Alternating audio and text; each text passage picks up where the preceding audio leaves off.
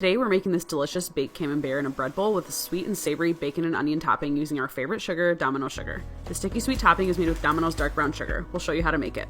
Start by making a bread bowl and cut the insides into bite-sized pieces. Season everything with a little salt and olive oil. Bake until it starts to get crispy and golden brown, and set aside the bread pieces for later. For the topping, cook the bacon most of the way, then remove it from the pan. Leave some bacon fat, add butter, red pepper flakes, and garlic, followed by the onion. Next, add thyme, black pepper, white wine, white balsamic vinegar, Worcestershire, and Domino's Dark Brown Sugar, which adds an incredible molasses flavor. The onions will take a while to caramelize, so be patient and stir them often.